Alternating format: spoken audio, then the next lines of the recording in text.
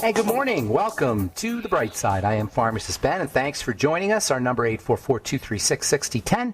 If you have questions, comments, success stories you'd like to share, if you have a health challenge you or a loved one may be dealing with, we can help you. 844-236-6010 is our number. And, of course, if you just want to contribute to the conversation, 844-236-6010 is our number on The Bright Side. Dr. Julie Gatza will be with us at the bottom of the hour. We're going to talk about intermittent fasting and the digestive system and junk food and the power and the importance and the relevance of a lousy diet when it comes to the immune system, when it comes to dealing with COVID, when it comes to dealing with viral infections. Food is way more relevant than anything you can get from the doctor, certainly than any vaccine anybody can give you. How we eat plays such an important role. It's almost like it's become a cliche, and we tend to overlook the value and the importance of food as medicine, food as therapy. Not just the digestive system, but the food we eat as a therapeutic or as a non-therapeutic modality. Yesterday there was an article that was published in the journal Science about the microbiome and COVID symptoms. Apparently, where is this here? Intestinal bacteria may affect severity of COVID-19. How do you like that? Coronavirus symptoms may be related to your gut microbiome. Why aren't we giving everybody probiotics instead of vaccines? Why aren't we working on our microbiome and making sure we're eating foods that support our microbiome? We'll be talking about the microbiome here in a little bit, and the mycobiome, the universe of fungus that lives in the body, in just a moment. If you want to purchase longevity products, go to brightsideben.com, pharmacistben.com, or criticalhealthnews.com, or even better, if you're an entrepreneur and you like the entrepreneur lifestyle, please go to brightsideben.com, pharmacistben.com, or criticalhealthnews.com, and click on the Join the Team link and start yourself a home-based business that helps change the world and change people's lives with the power of health and the power of nutrition. That's what the longevity business is all about. You can be an entrepreneur and do good in the world. It's the ideal win-win business. You make money and you help support your friends and your neighbors and your loved ones' health and nutrition. Click on the Join the Team link at brightsideben.com, pharmacistben.com, or criticalhealthnews.com. All right, so we're talking about the microbiome, the universe of fungus that lives inside the human body. There's lots of medicinal compounds that come from fungus. We talked about beta-glucan, which comes from fungus. Penicillin comes from fungus. The cephalosporins, most famous of which is Keflex, and C-chlor, antibiotics that come from fungus. But there's also problematic fungus, particularly in the body.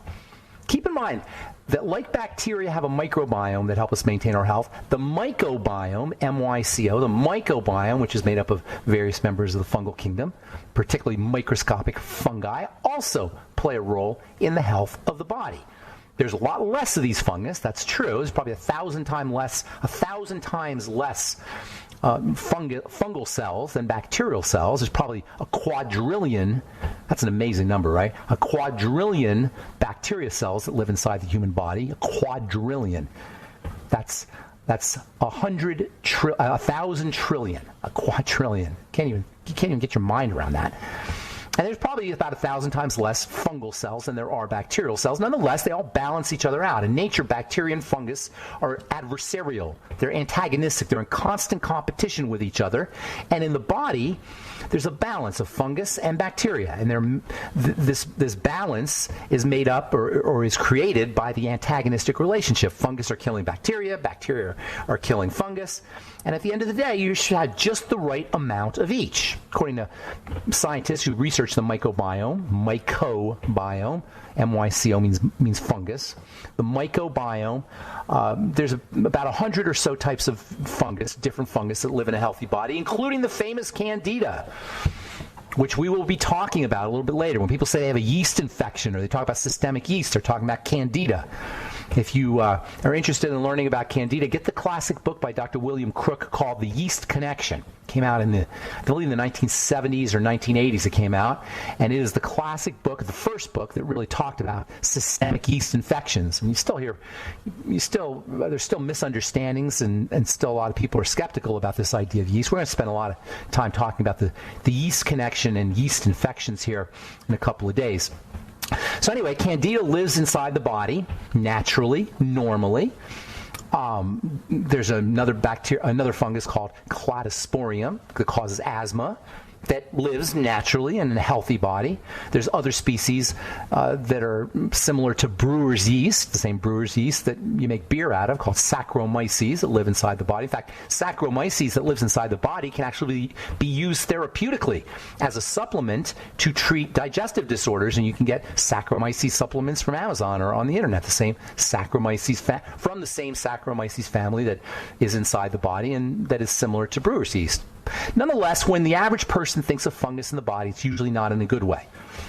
Nail fungus, skin funguses, skin diseases, thrush, which is an oral disease. We'll talk about that here in a little bit. Vaginal infection, systemic candida, diaper rash. These can all involve out-of-control proliferation of microscopic fungal cells. And what's worse, because of the nature of fungal reproduction, the way funguses reproduce, these infections can be very difficult to deal with. Much of this is because fungal cells can reproduce via spores. Spores are like seeds. They germinate like seeds, and they're covered with a hard coating. And so medicine can't really get into the spores. The spore is like a fungal version of a seed, and like a seed, it's protected. And this makes fungal infections notoriously difficult to treat medically. Fungal spores themselves can be the cause of allergic reactions. Aside from the fact that they're fungus, just the spores themselves can create allergic reactions, and it's estimated that probably maybe 3 or 4% of the population is susceptible to fungal spores. Allergies, especially asthma sufferers. A lot of asthma sufferers have their symptoms triggered by fungal spores. This ability for fungus to produce by spores and to reproduce via germination like seeds is why doctors will tell you that fungal infections can be hard to treat. And some of the most toxic and most powerful drugs in the pharmacy are the antifungal medications, like Nizoral. Or sometimes some of these antifungal medications you can only really use topically, like Monistat, because they'd be toxic if you were to ingest them. Nonetheless, it's important to keep in mind that, as biologists are becoming more aware of, and healthcare professionals, that the universe of fungal creatures in the body, fungal cells in the body, the microbiome, also play an important role in good health. The only reason we don't hear a lot about the microbiome is because we really haven't been researching it for a while. We didn't really know about this microbiome until maybe 10 years ago, 10 or 12 years ago. The term microbiome itself was coined in 2008. That's like a second ago in the world of health and nutrition. That's very recent. These understandings are very, very recent. All right, I'm Pharmacist Ben. 844-236-6010 is our number. Lines open for you. We'll be back on the bright side right after this.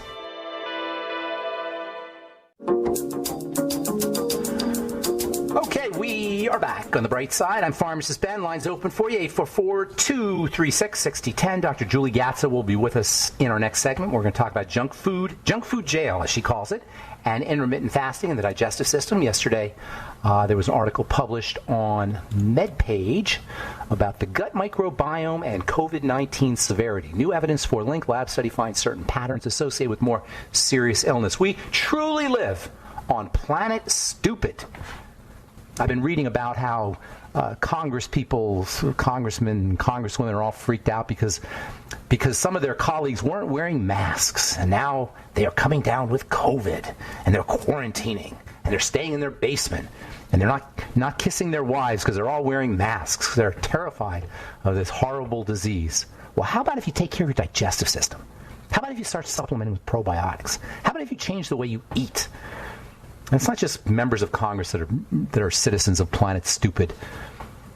It's unbelievable what's going on today with our misunderstanding of how the body works and our obsession with pharmacological treatments for what is a viral infection that is inevitable when you live in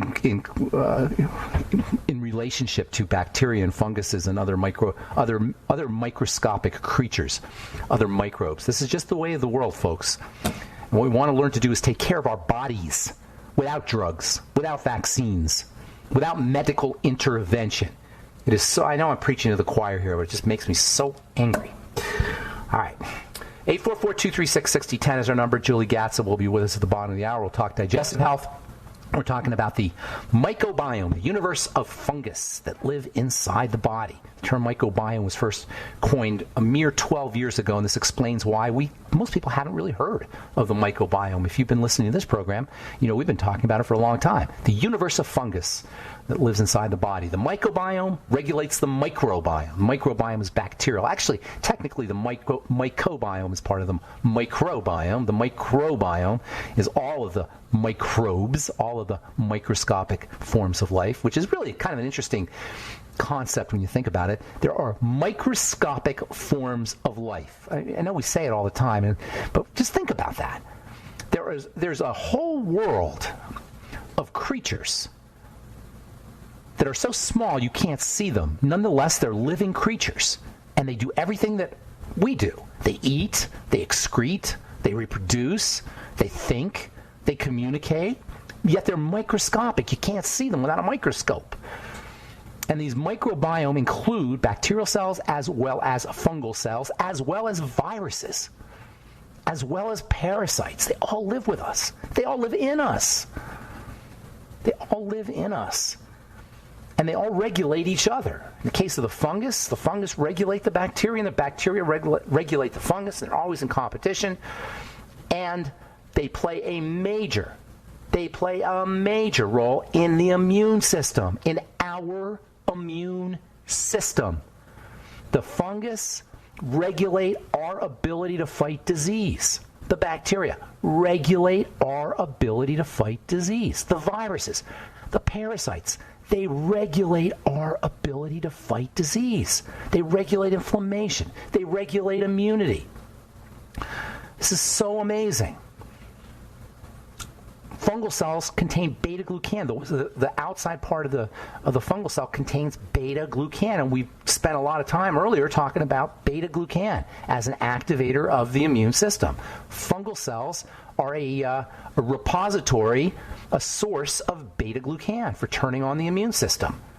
It may be, this is why fungus work, to turn on the immune system. Maybe they're beta-glucan. It may be the result of other signaling secretions. Yes, bacteria and fungus and parasites and viruses all signal to each other. Yes, this is so amazing. Viruses talk to each other. The viruses in our body talk to each other. The viruses in our body talk to the fungal cells. The viral cells in the body talk to the bacteria. I'm sorry, the viruses, I shouldn't say cells. The viruses talk to the bacteria. The viruses talk to our cells. The viruses talk to the fungus. The fungus talk to the viruses. The fungus talk to the bacteria. The bacteria talk to our cells. They're all talking to each other. They're all signaling to each other. They're signaling to the immune system. The bacteria are signaling to our immune system to tell it to kick into gear. The fungus are signaling to the immune system to tell it to kick into gear. Excuse me. It's so amazing, all the stuff that's going on. And we in our ignorance take drugs to kill things. Excuse me. We put the drugs in our water to kill things. We put it in the ocean to kill things. This lack of understanding of how the interrelationship of funguses and viruses and cells and for that matter plants and all of the things that are on planet Earth, this lack of understanding of how everything interacts is probably the number one reason why we are so sick as individuals and why we're sick as a culture. Because we don't understand how everything is connected and everything is interrelated. Read a book called The Web of Life by Fritjof Capra if you want a real good explanation of how everything is connected to each other. Including all of us human beings, by the way. We are all connected to each other. There's fungi. There are microbiome fungi that have been shown to have therapeutic effect for diarrheal diseases and for intestinal health. This is why I said earlier, Saccharomyces, which you can buy right off the internet, has been used to treat GI infections, gastrointestinal infections, the lungs and the respiratory tract, which are obviously sites of fungal infections, serious fungal infections, deadly fungal infections, also contain funguses that help maintain healthy lungs. There's 5 different types of fungi that have been found in healthy lungs, including Candida, the famous Candida, which everybody knows of as an infectious, or most people think of anyway, as an infectious and pathogenic creature. And certainly Candida infections can be problematic, but in healthy lungs, you will find Candida. Why are the Candida in healthy lungs? Because they're controlling the environment. They're part of a healthy environment.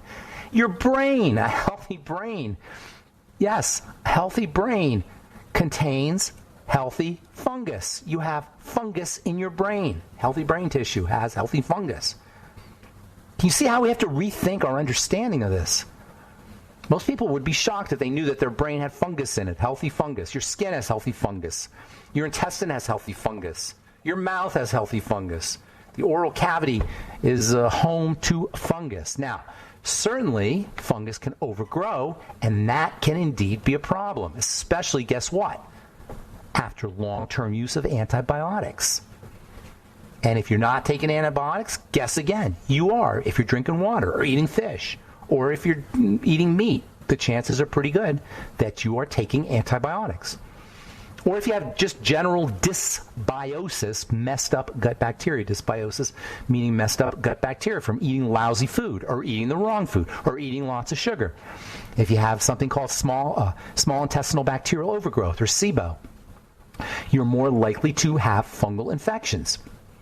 When fungus overgrow, now that can definitely be a problem. Yes, you have healthy fungus that help control the environment inside the body, but when they overgrow, this can be a problem. And this is what Dr. William Crick was talking about in his book, The Yeast Connection. And guess what his number one strategy for dealing with fungal overgrowth is? Lower your sugar. That's a whole nother story, the relationship between sugar intake and fungus. Fungus love sugar. And the standard American diet contains 180 pounds of this stuff every year. The average American eats 180 pounds of sugar every year, and that doesn't include the sugar that we get from fruits and even from vegetables. All right, I'm Pharmacist Ben. Dr. Julie Gatso will be with us in our next segment. We'll talk intermittent fasting and digestion.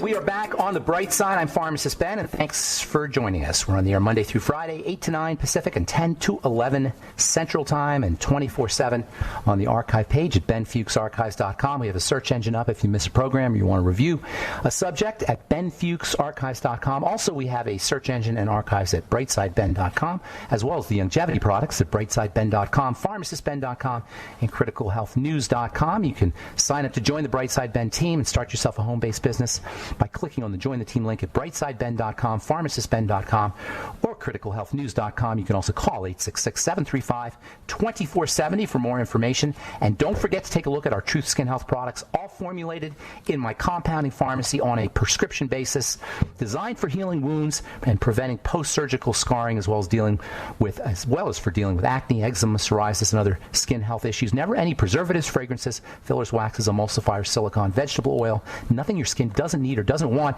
in any of my Truth Skin Health formulations. You can find them all at truthtreatments.com. And don't forget to take a look at our 1,500 plus 4- and 5-star reviews at truthreviewed.com. Truthtreatments.com for our Truth Skin Health products, and truthreviewed.com for our 4- and 5-star reviews. 1,500 now. 1,500 plus 4- and 5-star reviews. All right, I am very much looking forward to speaking to our guest today. She's been on the program before. Health educator Dr. Julie Gatso is a chiropractic physician with over 29 years of clinical experience.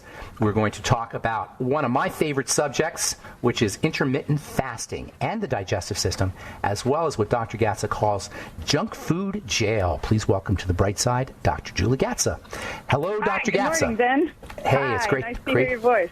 Yes, it's great to talk to you again. So before we get into junk food jail and intermittent fasting and digestion, did you read this latest article in the British Medical Journal about COVID and the microbiome?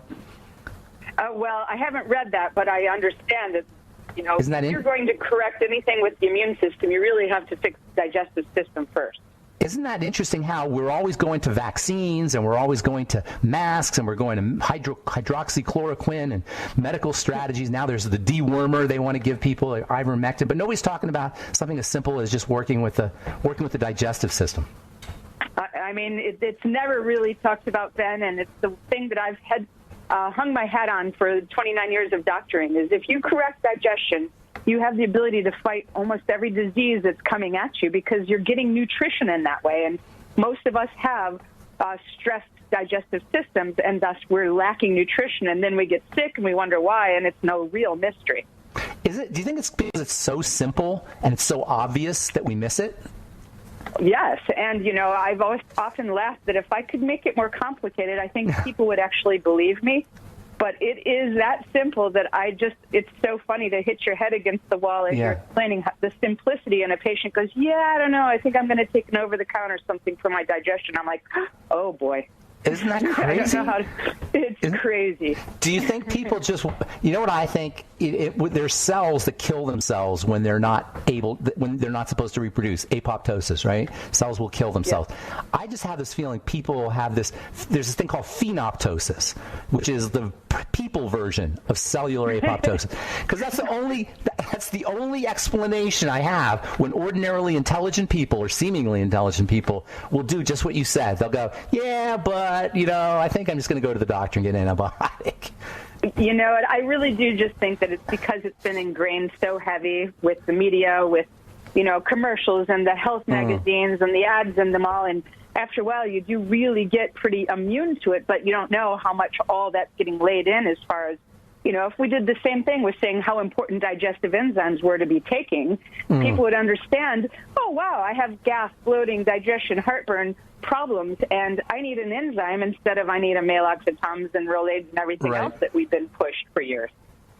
So you and I have been talking now for a couple of years. You've been on the program, but I haven't heard you talk about intermittent fasting. So is this something new for you, or have you always been working with it and you're just now telling people about it? How did you start to tell us about your relationship to this concept of intermittent fasting and how we can use it for health? For me, it's not something I've been doing forever, and it's come through with patients, my daughter, and different people, and I started to listen, and I did it myself, and I went, oh, this is actually pretty easy to follow. I dropped the extra 7 pounds I was having a hard time losing, and it made life easy, and it was one meal or one certain time of the day that I was eating, and I found out it was actually quite simple to do, and it sort of goes with my schedule. And, there's different ways to do it, and, boy, different variations all over the board. But, for a couple of years now, I've known about this, and I love anything that is sane, switches it up, isn't expensive, and it really gives you results. And this is one thing that many people from different levels can do different types of intermittent fasting and really see the benefits for it. Yeah, it's great what you just said about isn't expensive, because not only is intermittent fasting not expensive, you actually make money. It's actually a health strategy, right? You can it'll actually show up as money in your bank account. People are always complaining about things, you're not right? Spending, Exactly. You're not spending it on being sick. And you're not spending on being sick as well. So there's two parts to intermittent fasting. There's the intermittent part, and then there's the fasting part. So let's talk about each one. What do you mean by intermittent? Intermittent means to be doing only eating at certain periods of time of the day. So for those who are beginning it, an easy way to do that would be to start at 12 noon for your first meal and cut it off at, let's say, 7 o'clock at night. So you can eat your meals. You don't eat more. You don't have crazy foods. You just have your normal meals within that period of time. And the fasting part is then to let the body completely relax, rebuild, and not have anything to do with digesting and trying to break down everything, and just letting it sit tight. And then you can see the changes over a period of time that the digestive system isn't constantly working.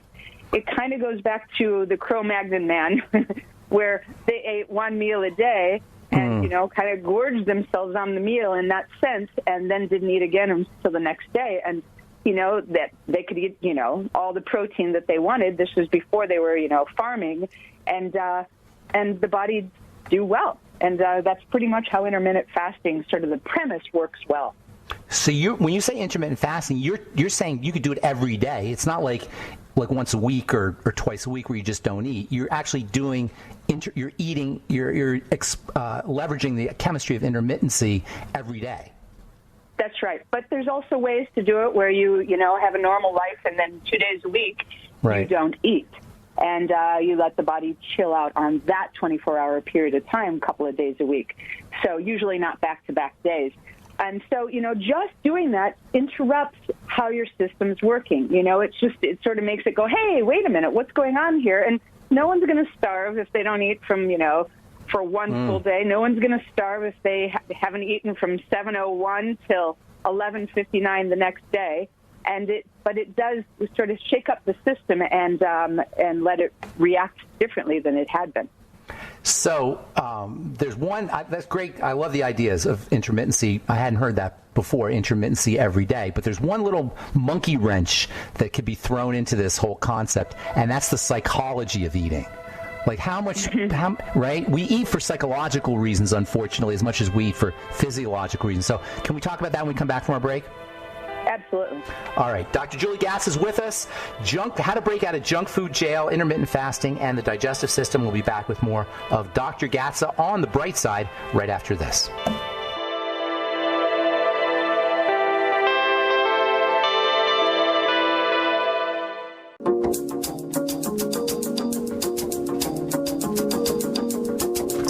Okay, we are back on The Bright Side. I'm Pharmacist Ben. We're talking to Dr. Julie Gatz about intermittent fasting and digestion. Dr. Gatz is a health educator and the co-founder of the Florida Wellness Institute. So, Dr. Gatz, intermittent fasting sounds great. Intermittency sounds great. Sounds easy to do.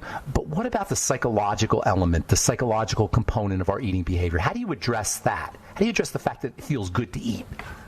I always I look at it two ways. If somebody wants to change, they're usually ending up at my office and saying, hey, listen, this isn't optimal. I'd like to improve this. So, it doesn't mean jump into the pool and start swimming the next day. You get yourself ready. You get foods prepared. You start to clean out the house of some of the gunk. And you set an alarm. And, even though you can watch it, if you set the alarm at 12 or 11:30, at 11:30 you go, all right, cool. So now I have to prepare a meal, get things ready to go. And, a habit can be formed in such a short period of time, but this one actually happens quicker. And I think it's because when you're doing intermittent fasting, you're starting to get your system working better.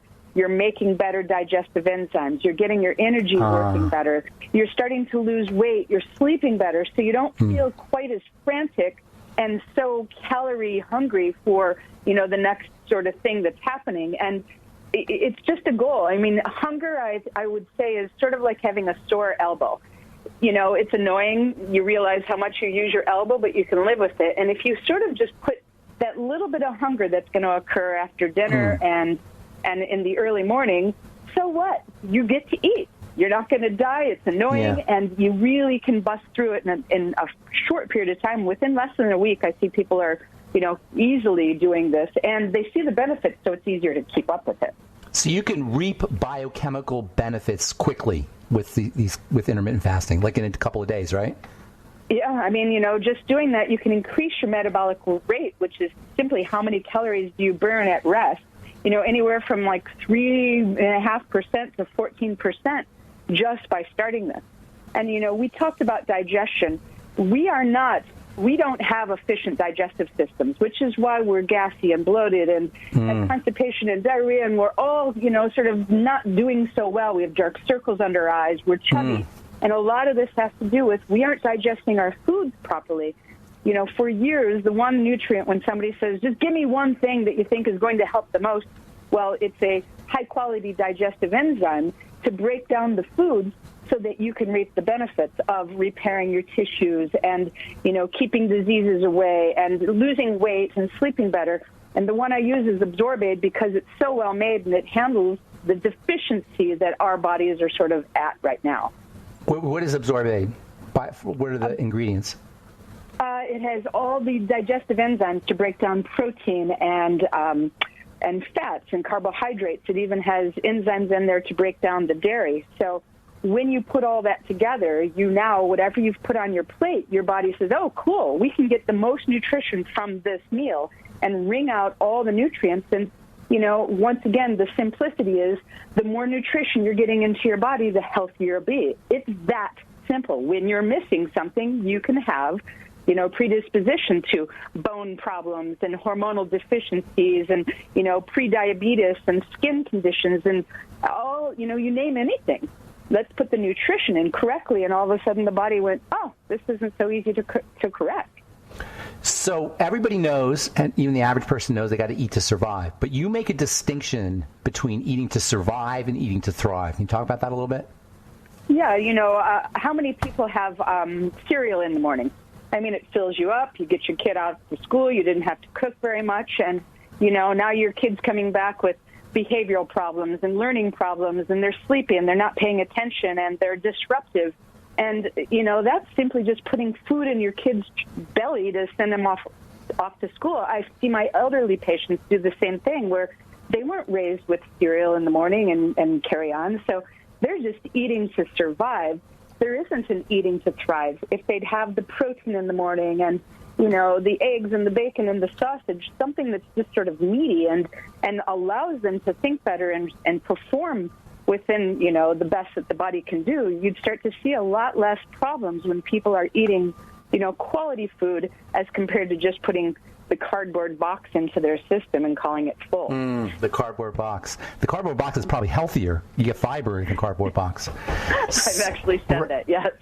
Right? So, okay, so one of yours, you have 7 rules for healthy eating. One of them is kind of interesting to me. It's eat only when you're hungry. So most people say, I only eat when I'm hungry. What do you mean by that? Eat only when you're hungry. How can you tell if you're hungry or not? You're really hungry or not hungry? I mean, you know, the fact is you do have to play with it a bit. So if you're doing something like this intermittent fasting, you know, it depends on what your mindset is. So if you're trying to do intermittent fasting, okay, maybe you're a little hungry at 10. Well, hang out and do it at 12. You will be hungry at 12.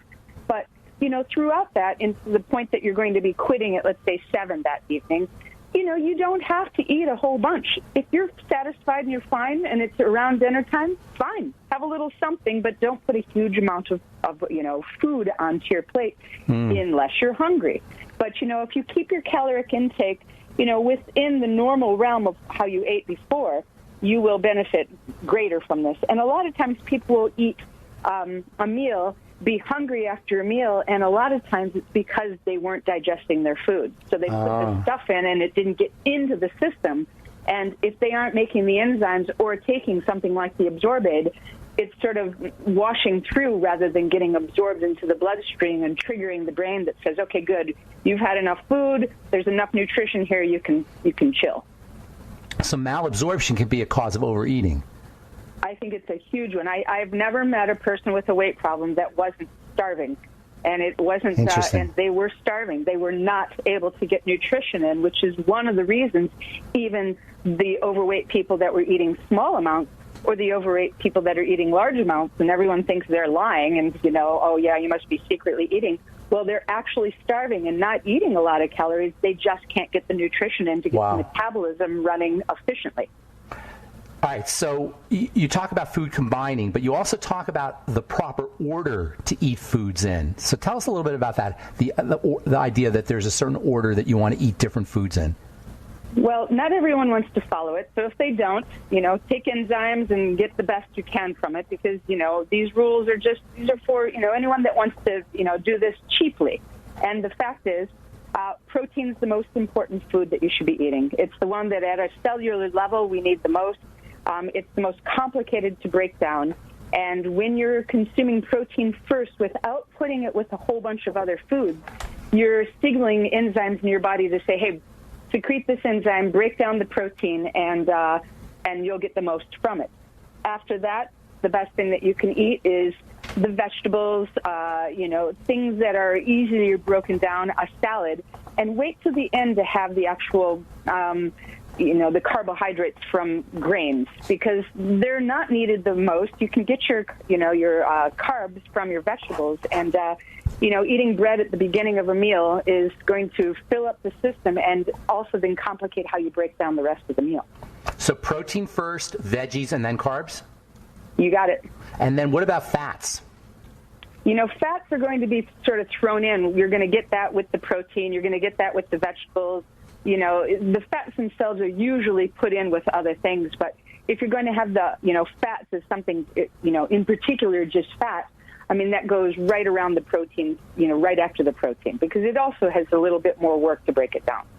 What about dessert? No, I'm just kidding. Dessert, I have no problem with, but give yourself a good 20 to 30 minutes before dessert if you can. Let the body digest the foods that's there before you pile in a whole nother, you know, layer of whatever it is that the dessert is made from. So just let the food digest a bit, get it going, and then if you have dessert, you know, if it's somebody like, you know, a piece of cake, take the cake, hide it, and then you won't feel the necessity to have to, partake immediately after a meal so that you get your peace. You might not necessarily even want dessert if you have enough absorption, right? It's very true. And, if you do, a lot of times just having something in the fruit realm rather than the, real sweet sugar realm will do enough that you actually feel satisfied at a sugar level. That's great. Now, one of your rules is to chew a lot, chew your food really, really well. You probably eat less food if you chew. Oh, gosh, we're out of time here. Real quick on chewing, Dr. Getza. I made up a number of 22 times just to make people aware that they're not even reaching that. And when you chew, you release enzymes, tell your body to, hey, break that food down. And it's just a signal to tell the body to do that. Gosh, that's just a wealth of information. That was awesome, Dr. Getza. I'm sorry we're out of time. How do people get a hold of you or read up on you or get some of these ideas? They can go to the website, which is naturessources.com, and they can find out about the Absorbaid. They make something called Absorbaid Platinum, which helps out with viruses and bacteria and toxins in the body. And they can call the 1-800 number, which is 1-800-827-7656. Don't forget to use the code RADIO. They can ask for some free samples or 20% off their first order. Dr. Getza, we're out of time. Thanks for being on. I'm Pharmacist Ben. Have a wonderful, beautiful day. We'll talk to y'all later, folks. Bye for now.